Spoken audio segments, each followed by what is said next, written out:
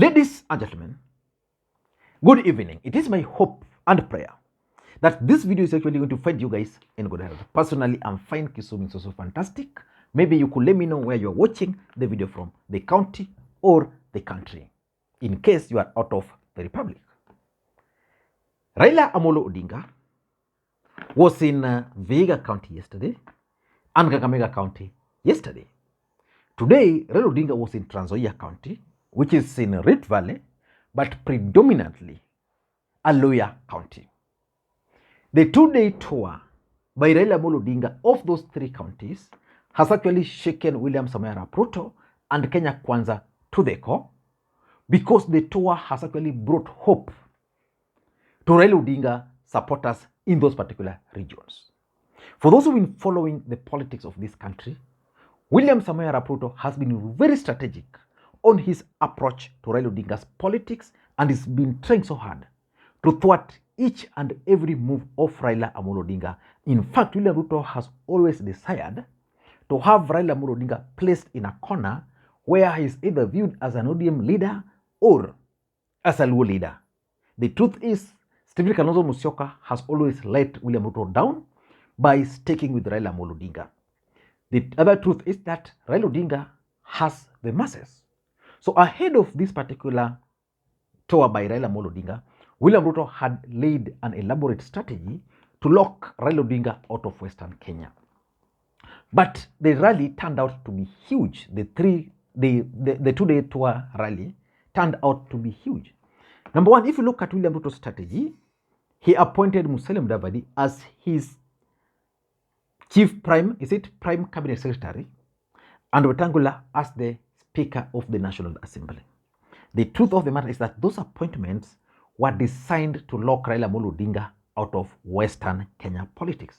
Of course, strategically, William Ruto was also using Mudavadi to checkmate Rigathi, but he really wanted a strategy of locking Raila Odinga out of Western Kenya by having Weta up there, by having Mudavadi up there. He intended to lock Raila Odinga out of Western Kenya by making Mudavadi the automatic lawyer kingpin.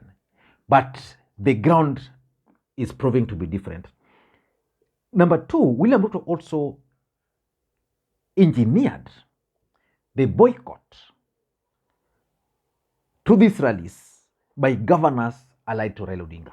When Raila Odinga went to Busia, the Busia governor, Paul Otuoma, who has always been a close associate of Raila Odinga, was missing in action.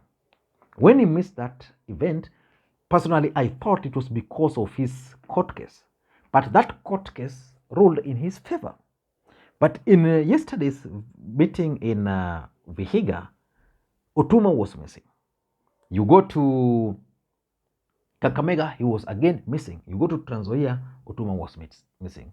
You go back again to the governor for Vihiga, Wilbur Otichilo, an ODM elected member of parliament from Vihiga County, also missed this particular event. He had never missed Raila Odinga's event, especially in Vihiga County before.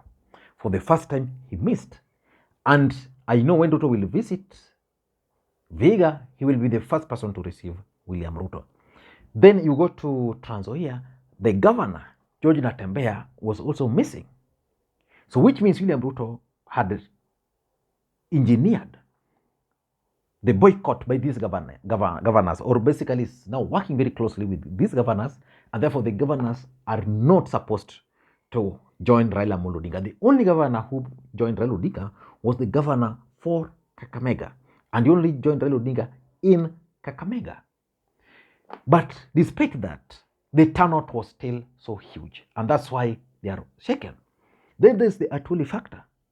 I've always opined, and I've told so many of my people, that Atwoli used to play a huge role for Raila Odinga. He was the guy who used to bring the loyal leaders together. When he left Raila Odinga, most people believed that Raila Odinga's politics in Western Kenya was going to be affected in a big way. But I'm still shocked that Raila Odinga could organize a huge political rally in Vihiga, in Kakamega, and then in Trans Nzoia successfully without the input of Francis Atwoli. But is William Ruto worried really about Raila Odinga's call for mass action. I want us to look at whether he is worried. And let me ask you this question. In your own opinion, just before I proceed, in your own opinion, do you think William Ruto is actually worried about moves or Raila Odinga's call for mass action? The Ruto, do you think is worried? I'm just asking you. I want to read your comment before I proceed, because it's going to be also very important if I got your opinion. Do you think Ruto is worried? For me, let me give you 4 reasons why I think Ruto is worried before we go into the deeper details of Raila Odinga's tour of Western, which is giving William Ruto sleepless night. Number one, if William Ruto was not worried, he would not be seeking for the sanctions against Raila Odinga. William Ruto is appealing to the United States of America, to the British government, to ban Raila Odinga from traveling to the United States of America, from traveling to the UK. They are also seeking for those countries to actually sanction Raila Odinga economically, so that if he has assets in those countries, they'll be frozen. If he has money in those countries, if he has business partners, those businesses will be closed. If he was not worried, he would not be going that particular direction. Number two, the prayer rallies. Why do you think William Ruto has all of a sudden stopped his prayer rallies? Because he was advised that those prayer rallies were actually working against him. Initially, they were intended to counter Raila, but they were working against him because William Ruto was surrounding himself with fake pastors in the country, and their prayers were not really genuine. And again, it was also giving Raila Odinga and the team the opportunity now to also organize prayer rallies to see whether Ruto would go ahead and, for example, complain about those rallies. Like, for example, when Raila Odinga held the rally in Jivanji, the prayer rally, so he was told he has actually stopped them because of politics. And again, if you look at William Ruto, he's been persuading Uhuru Kenyatta. The truth is, William Ruto is trying to talk to Uhuru Kenyatta to leave Azimio. Or if he can't leave Azimio, he should just desist from making pronouncement. Because the truth of the matter is that there's a strong feeling in Kenya Kwanza that Uhuru Kenyatta is the glue that is still holding Azimio. That if Uhuru Kenyatta is not there, Azimio will be dead. And that Raila Odinga's rallies are actually being funded and supported by Uhuru Kenyatta. And that's why they tried to blackmail or intimidate Uhuru Kenyatta by those tax issues. But Uhuru Kenyatta challenged them, bring it on. So right now, what they're trying to do is that they want to persuade Uhuru Kenyatta to leave Azimio. If, for example, Ruto was not worried, he would not go to that length. And also, lastly, number 4, why he's worried is the members of parliament. Why do you think Ruto is keen on buying members of parliament from here, there? If he was not worried about these things, he would not be buying the members of parliament. But let us look at Raila Odinga's rally, or the 2-day tour of Vihiga, Kakamega, and today in Trans Nzoia. Let us begin by looking at the way those rallies were designed. First of all, Raila Odinga went to Luanda for a homecoming of a DAP Kenya member of parliament. And if you followed that event, he raised the hands of 2 people, the senator for Vihiga, Utsosi, and Duke Maungu, the member of parliament for Luanda, who was actually elected on a different political party. This guy was an ODM member, but you know the way ODM operates, they allowed the sitting member of parliament by that time, was it Omulele, and gave him Omulele the ticket. So this guy opted for Eugene Wamalwa's party, DAP Kenya, and he won through that party. So Raila Odinga carried the hand of this gentleman and told everybody who cared that Otsosi na huyo jama, these are now my children. In fact, he referred to the gentleman as a fellow engineer. So if you look at the way these rallies were designed, from there, they went to Kakamega. They did their thing. Then from Kakamega today, they went to church, where he delivered his message. Then went for that public rally in Trans Nzoia. So that design of rallies means that Raila Odinga is even kind of campaigning. If you compare his moves currently to the previous during campaigns, you can't even compare. So you wonder Was Raila Odinga being sabotaged from within during the campaigns? Because he's not campaigning, but the way the rallies are organized. You know, Raila Odinga going to Vihiga, going to Kakamega, then going to Trans Nzoia is actually massive. Then the other thing which is worrying these guys is the reception. The truth of the matter is that the reception was actually massive in Vihiga, massive in Kakamega, again, massive in Trans Nzoia. So why do you think the receptions were massive? It means Kenyans are actually tired with the Kenya Kwanza. They want to listen to alternative, which is Raila Odinga. Or if that's not the case, that they are not tired, then they are attending these rallies just to show solidarity with Raila Amolo Odinga. You know, currently, the cost of living is so high in this country. So, and the sun is actually too hot. So if you can get Kenyans waiting for Raila Amolo Odinga just to arrest them, then it's something which is really worrying these guys, the reception. Number three, let us look at the messaging.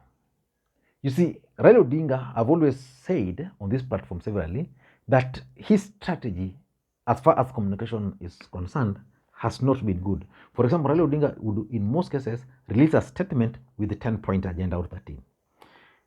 In Vihiga, in Kakamega, in Kakamega and Trans Nzoia, Raila Odinga narrowed his messaging to 3 main things, and they are coming out clearly, and would encourage them to continue that.